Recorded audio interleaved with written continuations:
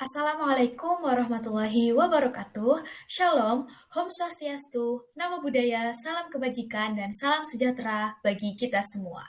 Perkenalkan, saya Mila Amalia Utami sebagai moderator dari kelompok 5 yang akan memimpin jalannya presentasi tentang implementasi manajemen sumber daya manusia di PT Astra Agrolestari Tbk. Adapun anggota kelompok 5 yang akan membahas tentang manajemen SDM ini ada saya sendiri, Mila, Devira, dan juga Belva. Adapun outline ataupun garis besar yang akan kita pelajari bersama, yang pertama adalah profil karyawan, yang kedua adalah hak pekerja, yang ketiga adalah keselamatan kerja, yang keempat pensiun dan juga remunerasi, yang kelima metode rekrutmen, yang keenam ada pengembangan karir dan kompetensi, dan yang terakhir, yang ketujuh adalah kemitraan. Sebelum kita berlanjut membahas pada topik yang pertama, yaitu profil karyawan, nah kita harus mengetahui terlebih dahulu nih, mengapa manajemen SDM ini perlu untuk dilakukan. Nah, manajemen SDM dilakukan untuk mendukung upaya pencapaian tujuan perusahaan serta mempersiapkan dan mengembangkan SDM yang terampil dan juga bermutu. Upaya pengembangan SDM dilakukan melalui program manajemen SDM agar perseroan mampu menjadi perusahaan yang terbaik di bidang agribisnis. Tujuan utama perseroan ini adalah mewujudkan hubungan industrial yang harmonis dan juga dinamis. Untuk itu, perseroan berupaya memenuhi hak-hak karyawan sesuai yang diatur dalam perundang-undangan. Perseroan juga berkomitmen dalam hal kesetaraan gender dan kesempatan kerja, melaksanakan pelatihan kerja, menjamin kesejahteraan karyawan, serta keselamatan dan kesehatan karyawan. Selanjutnya, ada profil karyawan. Berdasarkan data tahun 2020, perseroan memiliki karyawan tetap dan kontrak yang bekerja di berbagai lokasi, termasuk di kantor pusat dan kebun. Berikut merupakan jumlah karyawan perseroan yang terbagi dalam berbagai kelompok. Yang pertama ada data karyawan menurut jenis kelamin tahun 2019 sampai 2020. Ada juga karyawan menurut kelompok usia tahun 2019 sampai 2020. Terdapat juga karyawan menurut tingkat jabatan dari tahun 2019 sampai 2020 dan juga karyawan menurut latar belakang pendidikan dari tahun 2019 sampai 2020. Poin pembahasan selanjutnya yakni hak pekerja. Upaya untuk menciptakan hubungan yang harmonis antara pekerja, pemerintah, dan pengusaha mengacu pada 3 prinsip dasar, yakni melaksanakan hubungan kerja sesuai peraturan perundang-undangan yang berlaku, menghindari timbulnya perselisihan atau konflik hubungan industrial, dan menciptakan komunikasi secara formal dan informal. Lalu ada keselamatan kerja. Keselamatan kerja menjadi aspek penting dalam operasional sesuai dengan komitmen perseroan. Oleh karenanya, perseroan menetapkan target zero fatal accident atau tidak ada kecelakaan kerja fatal kepada seluruh anak usaha perseroan. Berbagai usaha yang dilakukan adalah yang pertama, identifikasi bahaya dan risiko, melakukan job safety analysis atau analisa keselamatan kerja, lalu ada analisa near miss, ada safety campaign, pelatihan K3 atau safety training, dan melakukan tindakan saksi terkait perilaku tidak aman atau unsafe action dan perbaikan kondisi tidak aman atau unsafe condition dari hasil temuan inspeksi. Dalam hal penegakan disiplin agar mencegah terjadinya kecelakaan kerja, perseroan menerapkan Excellent Golden Rules atau EGR dengan memberikan sanksi mulai dari teguran sampai dengan surat peringatan 3 atau SP3. Lalu perseroan juga memberikan penghargaan bagi karyawan yang peduli dengan K3.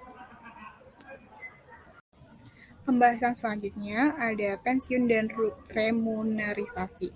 Dalam rangka mengapresiasi karyawan yang telah berdedikasi terhadap kemajuan usaha perseroan, maka perseroan mengupayakan remunerisasi yang sesuai dengan peraturan perundang-undangan, perindustrian, dan ketenagakerjaan. Remunerisasi tersebut mencakup yang pertama, pembayaran gaji bulanan, lalu ada tunjangan dan asuransi kesehatan, tunjangan transportasi, tunjangan makan siang, tunjangan cuti, tunjangan hari raya, kepemilikan kendaraan, bonus tahunan, dan rencana pensiun. Perseroan memberikan apresiasi bagi karyawan melalui Alexa Award dan penghargaan karya bakti. Selanjutnya adalah mengenai metode rekrutmen. Proses rekrutmen karyawan baru dilakukan secara berkala sesuai dengan kebutuhan perusahaan. Terdapat 2 jalur. Yang pertama adalah rekrutmen publik. Rekrutmen publik ini terdiri dari 4 tahap. Yang pertama adalah seleksi. Setelah lolos tahap berkas, maka pelamar akan masuk ke tahap psikotes dan leaderless group discussion. Psikotes ini berfungsi untuk menilai kepribadian, tingkat kognitif, dan berbagai kemampuan mental. Selanjutnya di tahap leaderless group discussion atau LGD, pelamar akan dihadapkan pada sebuah kasus yang harus diselesaikan. LGD ini berfungsi untuk menentukan titik awal development roadmap. Yang kedua adalah wawancara. Pada tahap ini, pelamar dapat menyampaikan tujuan karir, keahlian, dan growth plan. Yang ketiga adalah tes kesehatan. Tes ini dilakukan untuk memastikan kondisi kesehatan pelamar, yaitu perlu fit secara fisik untuk mulai bekerja. Yang terakhir adalah offering letter. Offering letter ini merupakan surat yang diberikan setelah pelamar berhasil melewati tes kesehatan. Offering letter ini merupakan tanda pelamar diterima di perusahaan. Selain melalui jalur rekrutmen publik, perseroan juga menjalin kerjasama dengan instansi pendidikan terkait untuk menjaring calon-calon tenaga kerja potensial. Bagi calon pekerja, terdapat program yang bernama Planter Development Program atau PDP. Ini merupakan salah satu program pendidikan dan pengembangan calon asisten baru di PT Astra Agrolestari Tbk yang memiliki tujuan untuk membentuk dan menyiapkan pemimpin masa depan di site. Berikut adalah timeline PDP. Yang pertama adalah pembinaan mental dan fisik. Kandidat yang terpilih akan diberikan pelatihan fisik dan kepemimpinan untuk persiapan training di site. Yang kedua adalah in-class training. Jadi calon pekerja itu mengikuti rangkaian kelas mengenai proses bisnis di kelapa sawit yang akan diaplikasikan di site. Selanjutnya adalah on the job training, yaitu penempatan di site untuk pelatihan kemampuan teknis dan manajemen di tempat kerja. Yang terakhir adalah evaluasi. Di bulan terakhir masa pemagangan, calon pekerja akan mengikuti evaluasi akhir oleh manajemen site. Calon pekerja yang lulus akan menjadi karyawan tetap di perusahaan. Selanjutnya adalah mengenai pengembangan karir dan kompetensi. Program pengelolaan pengembangan kompetensi dilakukan di bawah Astra Human Capital Management atau AHCM dan Manajemen SDM yang dikembangkan secara internal. Program ini dilakukan untuk memberikan kesempatan bagi karyawan dalam mendukung proses pengembangan diri. Proses pengembangan ini dilakukan melalui berbagai tahap mulai dari rekrutmen sampai dengan selesai masa kerja. Program yang dilaksanakan seperti training exponential innovation, program beasiswa bagi karyawan, dan motivasi kerja. Perseroan juga melakukan penilaian kompetensi secara terbuka dan berkala melalui program sinergi untuk menghasilkan penilaian yang adil antara user dan karyawan.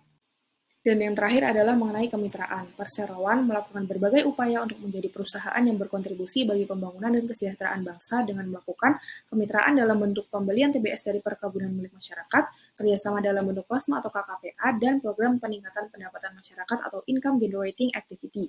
Sebagai sarana membantu operasional, perseroan memfasilitasi mitra untuk mendapatkan pupuk dengan mudah dan terjangkau, perawatan infrastruktur kebun, dan penyediaan sarana pengangkutan TBS. Sebagai upaya untuk meningkatkan kompetensi mitra, perseroan mengadakan program pendampingan dan pembinaan mitra. Dan sebagai upaya mempermudah kerjasama dengan mitra, terdapat aplikasi Siska, sistem kemitraan untuk membuat proses bisnis menjadi traceable.